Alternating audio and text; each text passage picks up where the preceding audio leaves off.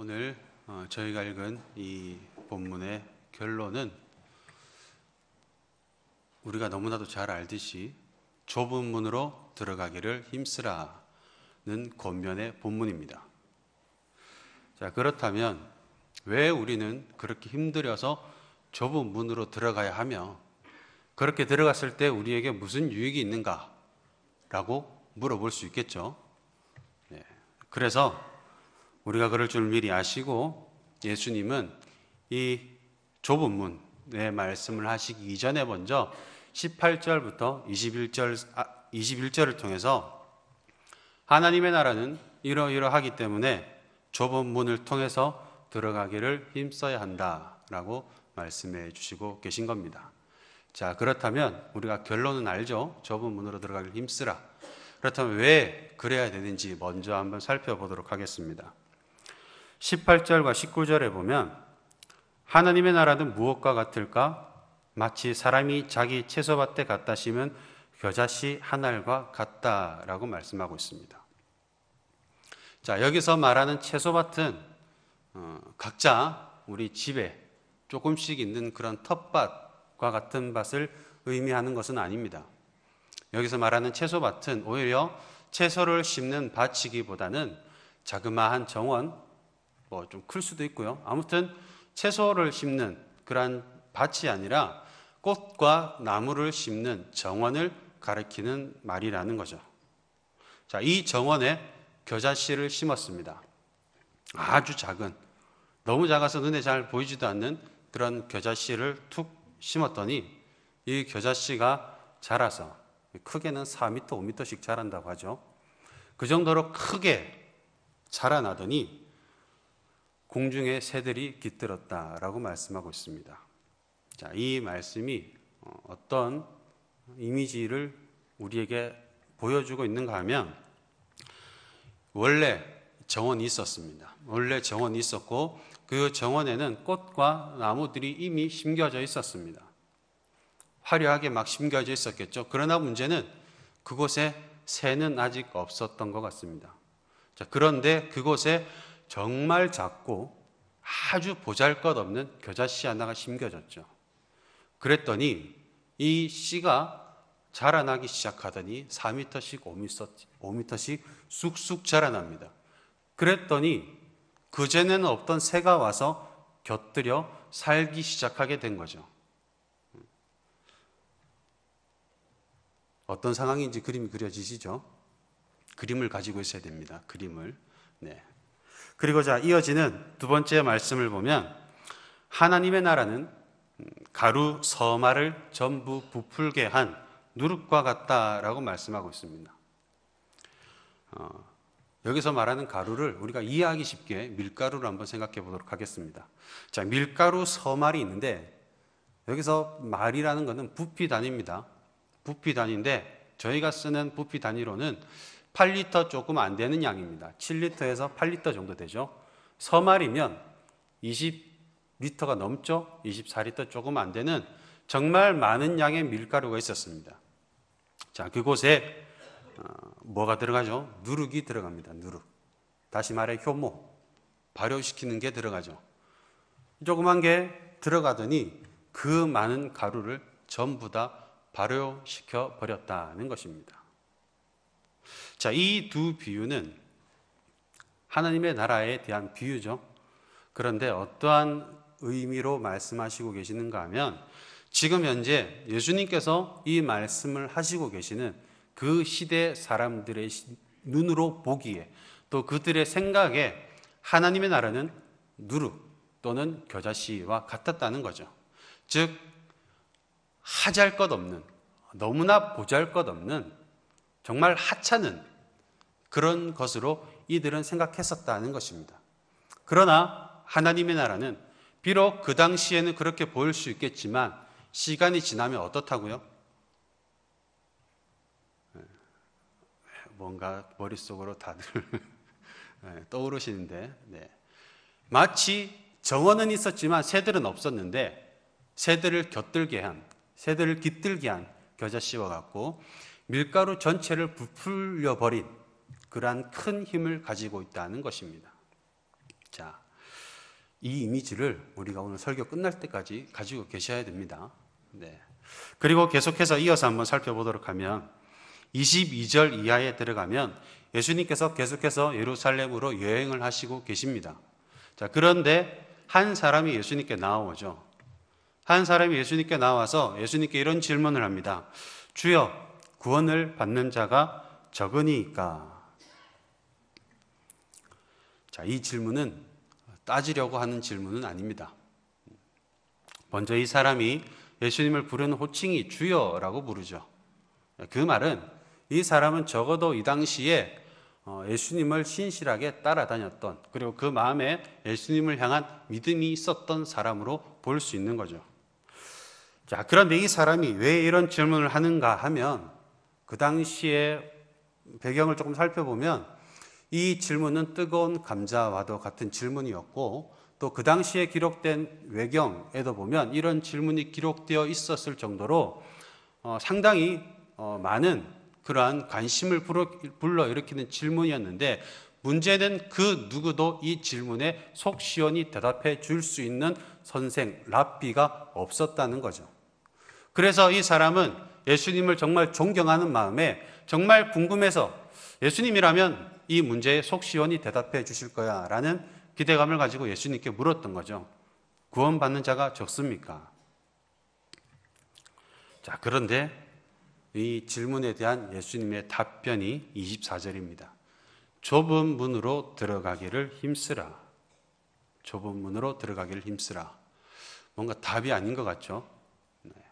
그리고 나서 또 이어서 하시는 말씀이 잔치집에 대한 이미지를 가지고 오시는데, 자, 본문을 보지 마시고 제가 한번 이 상황을 한번 설명드려 보겠습니다. 잘 한번 이해해 보시기 바랍니다. 자, 어느 집에 잔치가 열렸습니다. 잔치가 열리면 다 가야 되죠. 다 가야 되는데 문제는 이 잔치집에 들어가는 문이 좁습니다. 특히나 이 당시 이스라엘 사람들은 우리는 잔치가 열리면 그냥 구경 삼아 재미 삼아 들락날락 하겠지만, 이 당시에는 이스라엘 백성들은 공동체 생활을 했었습니다. 그래서 옆집에 밥 숟가락이 몇 개 있는지까지도 다 알 정도로 그렇게 꽉 이렇게 친밀, 유대감 이런 것들이 굉장히 높은 삶을 살았죠. 그러다 보니 자연스럽게 중요시된 것이 뭐냐면 체면이 아니고 체면. 네, 이 체면이 자연스럽게 중요시된 겁니다. 자, 그런 상황에서 이웃집에 좋은 일로 잔치가 열렸습니다. 이게 가도 되고 안 가도 되는 선택의 문제가 아닌 거죠. 안 가면 저 사람 잔치 안 왔더라, 소문이 나기 시작하게 되죠. 그것은 자기에게 굉장히 마이너스로 다가올 것이기 때문에 잔치가 일어났다면 반드시 필참해야만 합니다. 그런데 문제는 이 집에 들어가는 문이 좁다는 거죠. 그러다 보니 어떤 일이 생겼을까요? 사람들이 밀렸겠죠, 들어가려고. 밀리다 보니까 어떤 사람은 뭐 나중에 가지 이러고 돌아가는 사람도 있었을 것이고요. 너무 좁네 뭐 이러면서 투덜투덜거리면서 아예 들어가지 않았던 사람도 있었을 것이고요. 나중으로 밀었던 사람들, 여러 종류의 사람들이 있었을 겁니다. 자, 그러다가 갑자기 이 잔치집의 문이 닫혀버렸습니다. 자, 그런데 아까도 말씀드렸듯이 잔치가 열리면 다 들어가야 된다 그랬죠. 못 들어간 사람들은 어떻게 하고 있을까요? 지금 문을 막 두드리겠죠. 두드리면서 제가 들어가야 됩니다. 제가 이 잔치에 들어가야 됩니다. 문을 열어주세요 라고 이야기를 하자 집안에서 들려오는 말이 무엇인가 하면, 나는 너희가 어디서 온 자인지 알지 못하겠다. 무슨 말인가요? 누구냐 넌? 이렇게 묻는 거죠. 네. 그러자 문 밖에 있던 사람들, 집 밖에 있던 사람들이 이렇게 대답을 합니다. 우리는 주 앞에서 먹고 마셨으며 또한 길거리에서 당신의 가르침을 받았던 사람들입니다. 안다는 거죠. 그러니 문 좀 열어주세요 라고 다시 한번 요청을 하죠. 그러자 집주인이 더 충격적인 말을 합니다. 나는 너희가 어디에서 왔는지 알지 못하노라. 다시 한번 나는 모르겠다. 그러고 나서 하시는 말씀이, 행악하는 자들아 나를 떠나가라. 이렇게 말씀하시죠. 아니, 집에 좀 늦게 들어갔기로서니 행악하다뇨. 이해가 잘 안 되시죠? 자, 그런데 문제는 오늘 본문의 이 행악하는 자들아 떠나가라 이 말씀은 우리가 보고 이해하는 것보다 더 심각한 말입니다. 누가는 이 구절을 기록하면서 시편 6편에 기록되어진 그 이미지를 그대로 가져오거든요. 시편 6편에 어떤 내용이 기록되냐면 한 시편의 기자가 웁니다. 왜 우는가 하면 대적자가 자신을 괴롭히기 때문에 그 괴롭힘에 너무 슬퍼서 하나님께 탄원하는 기도를 드리죠.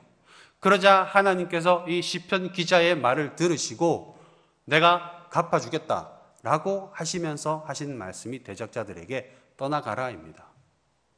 이 떠나가라는 그냥 너 이제 그만하고 가라 이런 얘기가 아니라 하나님께서 이 시편 기자의 기도를 들으시고 내가 반드시 그것을 갚아주겠다라고 이야기하고 계시는 겁니다. 즉 이 떠나가라는 그냥 이제 그만하고 가라는 얘기가 아니라 보복성이 포함되어 있는 보복의 심판을 하겠다라는 말씀인 것이죠.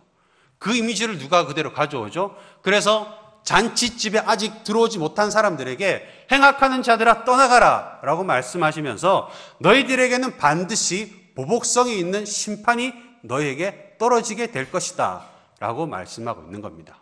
상황은 더 심각해졌죠. 문이 좁아서 안 들어간 게 아니고 못 들어갔는데 보복의 심판을 받는다고 이야기하고 있습니다. 자, 그렇다면 그냥 받을 심판보다도 더 무서운 심판이라는 얘기죠. 맞나요? 자, 그러면 좁은 문이 있습니다. 지금 들어가야 될까요? 아니면 나중에 들어가도 될까요? 길을 쓰고 무슨 수를 써서라도 은행에 대출을 받는 한이 있더라도 지금 당장 들어가야만 하는 것이 좁은 문이라는 결론이 됩니다. 자, 그렇다면 이 좁은 문은 무엇인지 알아야겠죠. 도대체 이 좁은 문이 무엇인가? 무엇을 뜻하는 말인가? 자, 오늘 본문에서 누가는 이 좁은 문에 대해서 그렇게 크게 강조하고 있지는 않습니다. 그러나 병행 복문인 마태복음을 보면 이 마태는 멸망으로 인도하는 넓은 문과 또 생명으로 인도하는 좁은 문을 대조시키고 있죠. 우리가 잘 아는 본문이죠. 마태복음 7장 13절과 14절을 보면 13절에 먼저 이렇게 말씀합니다. 좁은 문으로 들어가라. 명령어입니다. 좁은 문으로 들어가라는 명령을 하고 난 이후에 마태는 두 가지로 이야기하고 있는데 첫 번째 설명으로 멸망으로 인도하는 문은 크고 그 길이 넓어 그리로 들어가는 자가 많다라고 말씀하시죠. 자, 이 문장을 잘 살펴보면 멸망이라는 단어 빼고는 다 사람들이 좋아하는 말입니다. 크고 넓어. 이 크다는 말은 신약 성경에 여기서 한 번만 기록된 단어인데요. 이 크기가 크다라는 의미보다는 이 공간의 넓이가 넓다는 것을 나타낼 때 쓰는 단어입니다. 그리고 넓다는 말 역시나 땅이라는 말과 이 크다라는 말이 합쳐진 말로서 굉장히 광활한 광야와 같은 그러한 대지를 의미하는 단어죠. 자, 그러면 무슨 말인가 하면 지금 이 멸망으로 인도하는 문, 크고 넓다는 그 문이 의미하는 바가 무엇인가 하면 굉장히 넓은 거죠. 굉장히 넓은 광야가 펼쳐져 있는데 자, 그 광야에서 제가 혼자 길을 가고 있습니다. 제가 무슨 짓을 한다고 하더라도 그거를 방해하거나 막거나 할 사람이 있는가요? 없죠? 아무도 없습니다. 그 길은 너무 넓어서요. 제가 무엇이든지 제가 하고 싶은 대로 할 수 있는 그런 길이 바로 그 광야의 넓은 길이죠. 그리고 그 길이 바로 마태가 이야기하고 있는 멸망으로 인도하는 길이라는 것입니다. 그러니 사람이 많이 갈 수밖에 없겠죠. 자기 마음대로 할 수 있는데. 자, 그리고 두 번째로 생명으로 인도하는 문은 좁고 길이 협착하여 찾는 자가 적다라고 말씀하고 있습니다. 여기서도 마찬가지로 생명이라는 단어는 좋은 말인데 다른 말은 다 안 좋은 말이죠. 좁고 협착하다. 이 좁다라는 말 살펴보면 앞서 살펴봤던 크다라는 말과 대비되는 말인데요. 이 역시나 크고 작음을 뜻하는 것이 아니라 한숨 짓다, 신음하다라는 뜻의 단어입니다. 왜 한숨 지을까요? 길을 보면서 너무 좁으니까, 저길 사람이 어떻게 지나가 싶으니까 길을 보고 한숨 지을 수밖에 없게 되겠죠. 즉, 이 생명으로 인도하는 길은 너무 좁은 공간을 뜻합니다. 공간이 너무 좁으면 어떻게 될까요? 우리가 마음대로 움직일 수 있나요? 없죠? 심지어 내 힘으로 앞으로 걸어갈 수조차 없습니다. 꽉 끼어 있으면 어떻게 되나요? 그 길을 가기 위해서는 누군가 끄집어내 줘야겠죠. 내 마음대로 할 수 있는 건 단 하나도 없습니다. 그런 길이 바로 오늘 본문에서 이야기하고 있는 좁은 길이라는 것이고, 그런 길이 바로 생명으로 인도하는 길이라는 것이죠. 그렇다면 본문으로 돌아와서 잔치에 참여하려면 들어가야 되죠. 문이 좁으면 그래도 들어가야 되겠죠. 길을 쓰고라도. 비록 그 길이 좁고 협착한 길이고 보는 사람들로 하여금 한숨 짓게 만드는 길이라 할지라도, 그리고 그 길로 갔다가는 정말 내 마음대로 할 수 있는 것이 단 하나도 없고 그저 누가 끄는 대로만 끌려갈 수밖에 없는 그런 상황이 온다고 할지라도 우리는 그 길로 무조건 나중이 아니라 지금 당장 바로 들어가야만 하는 것입니다. 그런데 여기서 들 수 있는 생각이, 아니 무슨 생명의 길이 기쁜 마음으로 즐거운 마음으로 걸어가야 되는데 보복성 짙은 심판이 기다리고 있어서 그거를 무서워서 도망치듯이 가야 하느냐라는 생각이 들 수 있겠죠. 그래서 오늘 본문 가장 서두에서 하나님의 나라의 속성, 즉 하나님의 나라는 어떠한 것인지를 미리 밝혀주시고 그 다음에 좁은 문으로 들어가라 라고 말씀하고 있는 겁니다. 하나님의 나라가 어떤 나라였나요?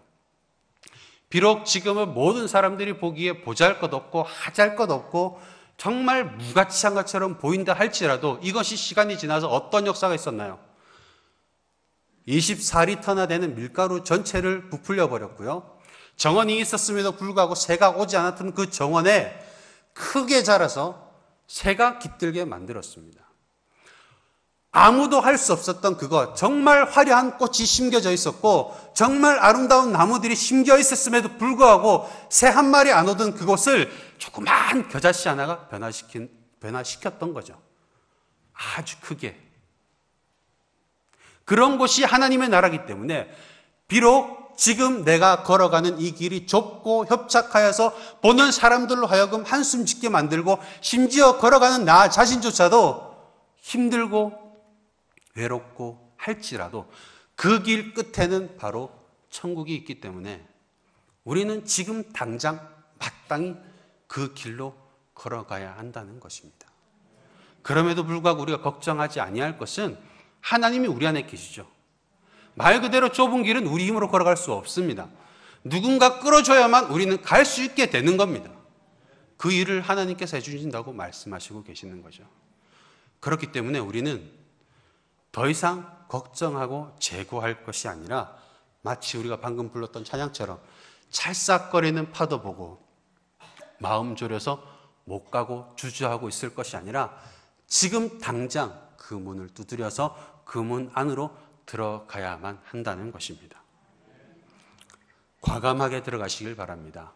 비록 그 길이 눈물의 길이고 인고의 길이고 고생이 흔한 그런 길이라 할지라도 그 길은 나 혼자 걸어갈 것이 아니라 하나님께서 나와 함께 해주실 것이며 심지어 하나님께서 모든 것을 다 힘든 부분은 다 감당해 주실 것이고 그 길이 바로 우리 성도가 걸어가야 할 길이고 그리고 그 길을 인내하며 걸어갔을 때에 그 길 끝에는 반드시 생명의 주님, 영광의 주님께서 환하게 웃으시면서 우리를 반겨주실 것입니다.